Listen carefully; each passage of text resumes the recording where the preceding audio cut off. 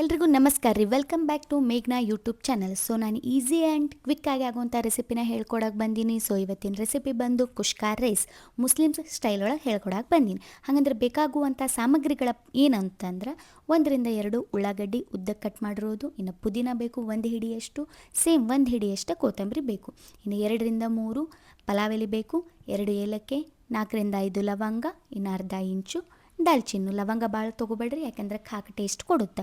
ಇನ್ನು ಒಂದು 5-6 ಮೆಣಸಿನ್ಕಾಯಿ ಬೇಕು, ಅದನ್ನು ನಾನೀಗ ತೋರಿಸ್ದಂಗೆ ನಡಬರ್ಕ್ ಸೀಳಿದ್ರೆ ಸಾಕು. ಇನ್ನು ತುಪ್ಪ ಬೇಕು ಮತ್ತು ಕುಕ್ಕಿಂಗ್ ಆಯಿಲ್ ಇರಬೇಕು. ಇನ್ನು ನಾನು 1 ಗ್ಲಾಸ್ ಅಕ್ಕಿಗೆ 1.5 ಗ್ಲಾಸ್ ನೀರು ಮೆಜರ್ಮೆಂಟ್ ತೊಗೊಂಡಿನಿ. ಯಾಕಂತಂದ್ರೆ ಇದು ಅನ್ನ ಉದುರಿದ್ರೆ ಆ ಟೇಸ್ಟ್ ಕೊಡುತ್ತೆ.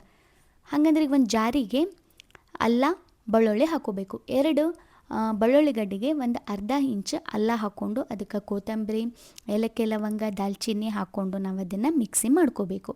ಕುಕ್ಕರ್ ಇಟ್ಕೊಳ್ರಿ. ಆ ಪಾತ್ರೆಗೆ 1 ಸ್ಪೂನ್ ತುಪ್ಪ, 1 ಸ್ಪೂನು ಕುಕ್ಕಿಂಗ್ ಆಯಿಲನ್ನು ಹಾಕಿ ಅದಕ್ಕಾದಮೇಲೆ ಪಲಾವ್ ಎಲೆ ಮತ್ತು ನಾವು ಈರುಳ್ಳಿ ಏನು ಕಟ್ ಮಾಡಿ ಇಟ್ಕೊಂಡಿದ್ವಲ್ಲ ಅದನ್ನು ಹಾಕೋಬೇಕು.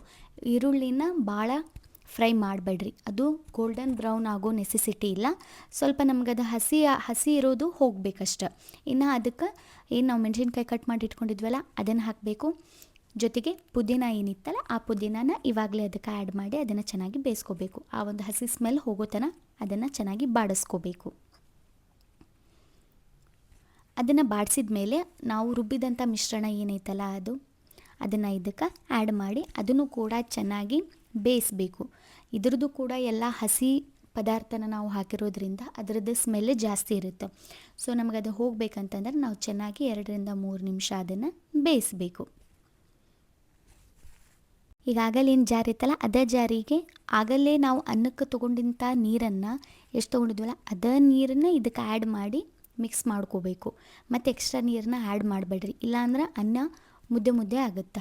ಇದಕ್ಕೆ ಅನ್ನ ಉದುರಿದ್ರೆ ಟೇಸ್ಟ್ ಚೆನ್ನಾಗಿ ಬರುತ್ತೆ. ಹಾಗಂದ್ರೆ ಈಗ ಇದು ಪೂರ ಬೆಂದೈತಿ. ಇದಕ್ಕೆ ನಾವು ರುಚಿಗೆ ತಕ್ಕಷ್ಟು ಉಪ್ಪನ್ನು ಆ್ಯಡ್ ಮಾಡಿಕೊಂಡು ಚೆನ್ನಾಗಿ ಕಲಿಸ್ಕೊಳ್ಳೋಣ ಅಂತ. ಇನ್ನು ಇದಕ್ಕೆ ನಾವು ಅಕ್ಕಿ ನಾವು ತೊಗೊಂಡಿಟ್ಟಿದ್ವಲ್ಲ ಆ 1 ಗ್ಲಾಸ್ ಅಕ್ಕಿನ ನಾನು ಇದಕ್ಕೆ ಆ್ಯಡ್ ಮಾಡಿ ಅದನ್ನು 1 to 3 ಮಿನಿಟ್ಸ್ ನಾನು ಸ್ಟೇರ್ ಮಾಡ್ತೀನಿ. ಅದನ್ನು ಕೂಡ ಚೆಂದಾಗಿ ಮಿಕ್ಸಪ್ ಮಾಡ್ಕೊತೀನಿ. ಚೆನ್ನಾಗಿ ಬಾಡಿಸ್ಕೋಬೇಕು. ಬಾಡಿಸ್ಕೊಂಡ್ಮೇಲೆ ಇದಕ್ಕೆ ನಾವೇನು ನೀರು ಎತ್ತಿಟ್ಟಿದ್ವಲ್ಲ ಆ ನೀರನ್ನು ಹಾಕಬೇಕು. ಒಂದು ಟಿಪ್ ಏನಂತಂದ್ರೆ ಇದಕ್ಕೆ ನಾವು ಉಪ್ಪು ಯಾವ ರೀತಿ ನಮಗೆ ಗೊತ್ತಾಗುತ್ತೆ ಅಂತಂದ್ರೆ ಈ ರೀತಿ ನಾವು ನೀರು ಹಾಕಿದಾಗ ಯಾವಾಗಲೂ ನೀರಿನ ಟೇಸ್ಟು ಉಪ್ಪೇನಿರುತ್ತಲ್ಲ ಆ ಟೇಸ್ಟ್ ಜಾಸ್ತಿ ಇರಬೇಕು, ಅಂದಾಗ ಅದು ಅನ್ನಕ್ಕೆ ಕರೆಕ್ಟ್ ಆಗುತ್ತೆ. ಒಂದು ವೇಳೆ ನೀರಿನ ಟೇಸ್ಟ್ ಒಳಗೆ ಅದು ಉಪ್ಪಿನ ಟೇಸ್ಟ್ ಏನಾರ ಕಡಿಮೆ ಇತ್ತಂದ್ರೆ ನೀವು ಮತ್ತೆ ಅದು ಅನ್ನ ಆದಮೇಲೆ ಎಕ್ಸ್ಟ್ರಾ ಮೇಲೆ ಹಾಕ್ಕೋಬೇಕಾಗತ್ತೆ. ಸೊ ಹಂಗಂದ್ರೆ ಇದನ್ನು ಹಾಕಿದ ಮೇಲೆ 2-3 ವಿಷಲ್ ನೀವು ಇದನ್ನು ಹೊಡೆಸಿದ್ರಂದ್ರೆ ನಿಮ್ಮ ಕುಷ್ಕ ರೆಡಿ ಆಗಿಬಿಡುತ್ತೆ. ನೀವು ನೋಡ್ಬೋದು ಎಷ್ಟು ಚೆನ್ನಾಗಿ ಉದುರಾಗಿ ಬಂದೈತಿ. ಸ್ಮೆಲ್ ಕೂಡ ಅಷ್ಟೇ ಚೆನ್ನಾಗೈತಿ. ಸೊ ಪ್ಲೀಸ್ ನೀವು ಎಲ್ಲರೂ ಇದನ್ನು ಟ್ರೈ ಮಾಡಿರಿ. ನನ್ನ ಅಕೌಂಟ್ನ ಲೈಕ್ ಮಾಡಿರಿ, ಶೇರ್ ಮಾಡಿರಿ, ಕಮೆಂಟ್ ಮಾಡಿರಿ. ಪ್ಲೀಸ್ ಸಬ್ಸ್ಕ್ರೈಬ್ ಮಾಡಿರಿ. ಮತ್ತು ಯಾವುದಾದ್ರೂ ರೆಸಿಪಿ ಬೇಕಿದ್ದರೆ ನನಗೆ ತಿಳಿಸ್ರಿ.